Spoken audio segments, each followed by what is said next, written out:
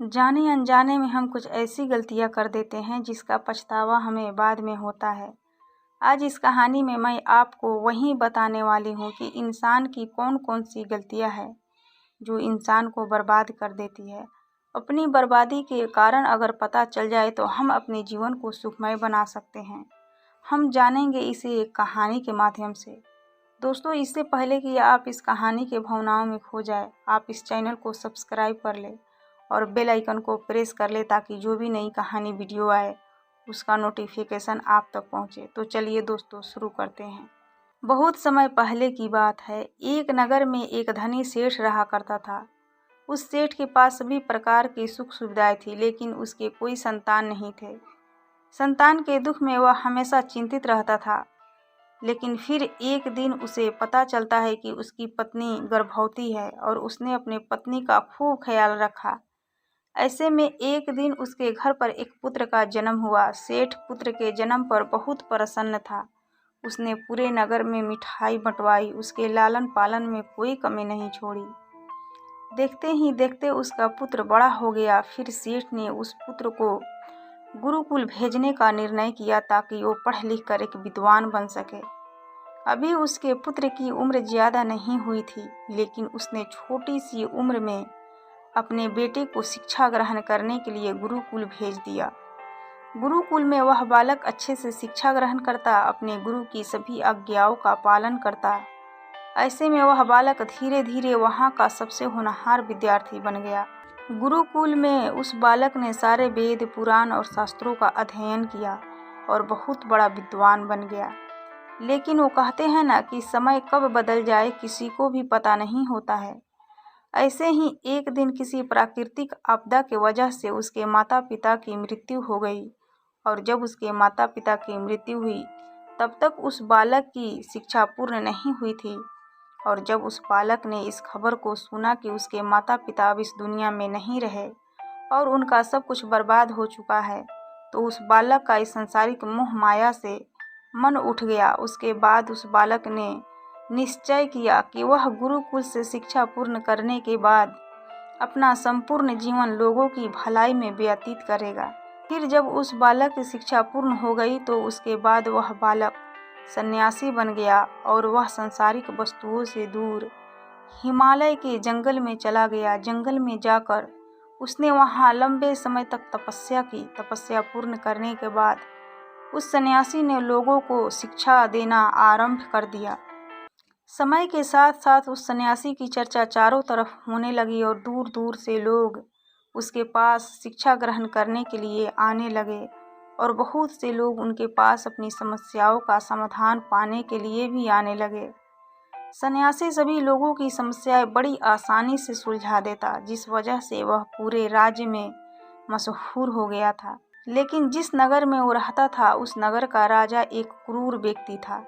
जब राजा को उस सन्यासी के बारे में पता चला तो उसने उस सन्यासी से मिलने का निश्चय किया। अगली सुबह को राजा अपने महल से निकलकर उस सन्यासी से मिलने के लिए निकल गया और फिर वो उस सन्यासी के कुटिया पर जा पहुंचा। जब राजा ने उस सन्यासी को देखा तो वह देखते ही रह गया। उसके चेहरे पर एक अलग ही तेज था। जब वह सन्यासी के पास पहुंचा तो उसे बड़ी ही अपार शांति का अनुभव हुआ। उस राजा ने उस सन्यासी को प्रणाम किया और उसके पास बैठ गया और उसे वार्तालाप करने लगा। राजा पहले ही मुलाकात में उस सन्यासी के व्यक्तित्व से इतना प्रभावित हुआ कि उसने उसी समय से अच्छाई की राह पर चलने की ठान ली और मन ही मन सोचने लगा कि इतनी सी छोटी सी मुलाकात में यह सन्यासी मुझे इतना बदल सकता है, तो अगर यह हमेशा मेरे साथ ही रहने लगे तो मेरी तो जिंदगी बदल जाएगी। और यही सोचकर राजा सन्यासी से अपने महल चलने के लिए आग्रह करने लगा। राजा का आग्रह सुनकर सन्यासी माना नहीं कर पाया और वो राजमहल चलने को तैयार हो गया। फिर राजा सन्यासी को लेकर राजमहल की ओर चल दिया। राजमहल पहुंचने पर राजा ने सन्यासी का खूब आदर सत्कार किया और उसके बाद राजा ने सन्यासी को एक सही कमरे में भोजन करवाया। भोजन के पक्ष सन्यासी ने राजा को धन्यवाद दिया और राजा से जाने की आज्ञा मांगी। यह सुनकर राजा ने कहा कि आप हमारे बाग में जब तक चाहें तब तक रह सकते हैं। आपको यहाँ पर किसी भी प्रकार की कोई असुविधा नहीं होगी और आप यहाँ रहेंगे तो हमारी प्रजा को भी अच्छा लगेगा और हमें भी अच्छा लगेगा। यह सुनकर सन्यासी ने राजा का प्रस्ताव स्वीकार कर लिया। उसके बाद राजा ने सेवकों से कहा कि सन्यासी महाराज के लिए बगीचे में रहने का, खाने का और वस्त्र आदि का प्रबंध किया जाए। राजा की आज्ञा के अनुसार सेवकों ने एक सुंदर सी कुटिया का निर्माण कर दिया। उसके बाद वह सन्यासी उसी कुटिया में रहने लगा। सन्यासी को उस कुटिया में रहते रहते कई साल बीत गए और इस दौरान राजा ने उनकी खूब सेवा की। परंतु कई सालों बाद एक दिन राजा और रानी को आवश्यक कार्य के लिए दूसरे राज्य जाना पड़ा, लेकिन उन्होंने एक सेवादार को सन्यासी के सेवा के लिए नियुक्त कर दिया। परंतु वह सेवादार राजा के जाने के बाद बीमार पड़ गया और अपने घर चला गया और कभी लौटकर वापस नहीं आया। सन्यासी ने क्रोध में आकर उस राजा को खूब सुनाया। राजा से कहा कि हे राजन, जो जिम्मेदारी तुम पूरी नहीं कर सकते हो वह उठाते ही क्यों हो।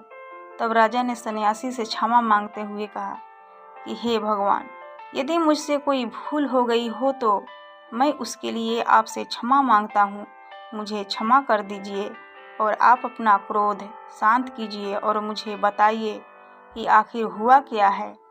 यह सुनकर उस सन्यासी ने कहा कि तुम्हारे जाने के बाद मुझे यहाँ पर किसी ने भोजन नहीं दिया और मैं बहुत दिनों तक भूखा ही रहा। मुझे यहाँ पर आकर किसी ने पूछा तक नहीं कि मैं किस हाल में हूँ। यह सुनकर राजा ने सन्यासी से क्षमा मांगी और कहा कि हे भगवान, आज के बाद में ऐसी कोई भी गलती नहीं होगी। फिर कुछ देर बाद मामला शांत हो गया। जब राजा और सन्यासी के बीच वार्तालाप हो रही थी तो रानी भी यह सब वार्तालाप चुपके से सुन रही थी और सब कुछ देख रही थी। उसके बाद राजा ने उस सन्यासी को कोई भी शिकायत का मौका नहीं दिया और उसकी खूब सेवा की। परंतु कुछ दिनों बाद राजा को फिर किसी आवश्यक कार्य से अपने राज्य से बाहर जाना पड़ा।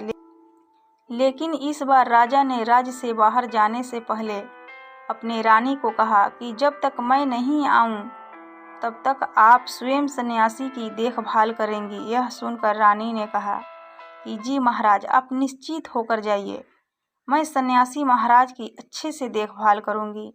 उसके बाद रानी हर रोज भोजन बनाकर सन्यासी महाराज को भेज देती थी। लेकिन एक दिन रानी स्नान के लिए चली गई और सन्यासी को भोजन देना भूल गई। सन्यासी ने काफ़ी देर तक भोजन का इंतजार किया, लेकिन जब भोजन नहीं आया तब सन्यासी सोच में पड़ गया कि आज खाना क्यों नहीं आया। उसके बाद सन्यासी ने सोचा कि वह खुद महल में जाकर देखेगा कि आखिर अब तक खाना क्यों नहीं आया। और फिर वह महल पहुंच गया। जब वह महल के अंदर पहुंचा तो वहां उसकी नज़र रानी पर पड़ी। रानी के लंबे लंबे काले घने केस जो कि उसकी कमर पर लहरा रही थी, उसकी कजरारी आंखें जो देखने मात्र से ही घायल कर दे, उसकी हिरनी जैसी चाल। रानी की इतनी सुंदर रूप को देखकर सन्यासी चकित सा हो गया और रानी की सुंदरता सन्यासी के मन में घर कर गया और वह वहां से बिना कुछ कहे ही अपनी कुटिया में लौट आया। सन्यासी रानी के रूप की सुंदरता को भुला न सका और वह खाना पीना छोड़कर अपनी कुटिया में पड़ा रहा। उसने कई दिनों तक कुछ भी नहीं खाया, जिस वजह से वह बहुत कमज़ोर हो गया। फिर कुछ समय बाद राजा जब वापस लौटे और जब उसे सन्यासी की हालत पता चली तो वह सीधे सन्यासी के पास पहुंच गए और बोले कि हे भगवान, क्या बात है, आपको क्या हो गया है और आप इतने कमज़ोर कैसे हो गए? चिंता है और आप किस गहरी सोच में डूबे हो? क्या मुझसे कोई भूल हो गई है? तब सन्यासी ने कहा कि नहीं राजन, आपसे कोई भी भूल नहीं हुई है। यह सुनकर राजा ने कहा तो फिर क्या बात है, आप मुझे बताइए, मैं आपकी परेशानी जरूर दूर करूँगा। यह सुनकर सन्यासी ने राजा से कहा कि हे राजन, मैं आपकी रानी की अद्भुत सुंदरता को देखकर उनकी सुंदरता के फेर में पड़ गया हूँ और अब मैं रानी के बिना जिंदा भी नहीं रह सकता। यह सुनकर राजा हैरान हो गया और कुछ देर सोचने के बाद राजा ने उसे सन्यासी से कहा, आपको रानी दे दूंगा। यह सुनकर सन्यासी बहुत प्रसन्न हुआ। फिर राजा सन्यासी को लेकर महल चले गए और जब राजा और सन्यासी महल पहुँचे तो उस दिन रानी ने अपने सबसे सुंदर वस्त्र और गहने पहने हुए थे। फिर राजा रानी के पास पहुँचे और राजा ने रानी से कहा कि कोई सन्यासी की मदद करनी चाहिए, यह बहुत कमज़ोर पड़ गए हैं और मैं नहीं चाहता कि किसी ज्ञानी पुरुष की हत्या का कलंक मेरे सर पर लगे। उसके बाद राजा ने रानी से पूछा कि क्या आप यह पाप अपने सर पर लेना चाहती हैं? राजा की यह बात सुनकर रानी ने राजा से पूछा कि आखिर इन सन्यासी के इस दुख का कारण क्या है? तो राजा ने रानी से कहा कि सन्यासी आपकी अद्भुत सुंदरता की दीवाने हो गए हैं। राजा की यह बात सुनकर रानी ने कहा कि राजन, आप चिंता मत कीजिए, अब आप सब कुछ मेरे ऊपर छोड़ दीजिए। मुझे पता है कि मुझे अब क्या करना है। उससे आपके ऊपर ना तो सन्यासी की हत्या का पाप लगेगा और ना ही उससे मेरे पवित्र धर्म का नाश होगा। रानी की यह बात सुनकर राजा ने रानी को सन्यासी को सौंप दिया। उसके बाद सन्यासी रानी को लेकर कुटिया पर पहुँचे। जब रानी सन्यासी की कुटिया पर पहुँची तो रानी ने सन्यासी से कहा कि हमें रहने के लिए घर चाहिए, हम इस झोंपड़ी में नहीं रह सकते। यह सुनकर सन्यासी राजा के पास गया और राजा से जाकर बोला कि हे राजन, हमें रहने के लिए घर चाहिए। सन्यासी की बात सुनकर राजा ने उनके लिए घर का प्रबंध कर दिया। फिर सन्यासी रानी को लेकर घर पहुंचा। जब रानी सन्यासी के साथ उस घर पर पहुंची तो रानी ने सन्यासी से कहा कि यह घर तो बहुत गंदा है और इसकी हालत बहुत खराब है, मैं इस घर में नहीं रह सकती। यह सुनकर सन्यासी फिर से राजा के पास गया और राजा के पास जाकर बोला कि हे राजन, जो आपने हमें घर दिया है उस घर की हालत बहुत खराब है। सन्यासी की यह बात सुनकर राजा ने उस घर की हालत ठीक करवा दी। उसके बाद फिर रानी घर के अंदर गई और नहा धोकर बिस्तर पर गई। फिर सन्यासी भी बिस्तर पर गया। फिर उसके बाद रानी ने सन्यासी से कहा कि आपको पता है कि आप कौन हैं और आप क्या बन गए हैं? आप एक महान सन्यासी हैं जिसके लिए राजा स्वयं सारी ज़रूरत की वस्तुएं उपलब्ध करते हैं, जिसके पास लोग दूर दूर से ज्ञान ग्रहण करने के लिए आते हैं, जो लोगों को सत्य की राह दिखाया करते हैं, जो लोगों की समस्याओं का समाधान करते हैं, जिनको सभी लोग एक गुरु मानते हैं, जिनकी सब भगवान के रूप में पूजा किया करते हैं। और आज आप वासना के कारण मेरे गुलाम हो गए हैं। रानी की यह बात सुनकर उस सन्यासी को एक झटका सा लगा और उसे महसूस हुआ कि वह तो एक सन्यासी है और वह यह सब क्या कर रहा है। वह तो यह सारी सुख सुविधाओं को छोड़कर शांति की तलाश में जंगलों में चला गया था। सन्यासी ने ये बात सुनकर जोर जोर से रोने लगा और चिल्लाने लगा और रानी से कहने लगा कि मुझे क्षमा कर दीजिए महारानी, मैं यह क्या करने जा रहा था, मैं अभी आपको राजा को सौंप कर आता हूँ। सन्यासी की बात सुनकर रानी ने सन्यासी से प्रश्न किया कि महाराज, मेरे मन में एक प्रश्न उठ रहे हैं, कृपया मेरे प्रश्न का उत्तर दीजिए। रानी की यह बात सुनकर सन्यासी ने कहा कि पूछो, तुम्हारा क्या प्रश्न है? फिर रानी ने कहा कि जब आपको उस दिन भोजन नहीं मिला तो आप बहुत क्रोधित हो गए, तब मैंने आपके ये रूप पहली बार देखी थी और तभी से मैं आपकी व्यवहार में परिवर्तन महसूस कर रही हूँ। ऐसा क्यों हुआ महाराज? आखिर आपको इतना क्रोध क्यों आया?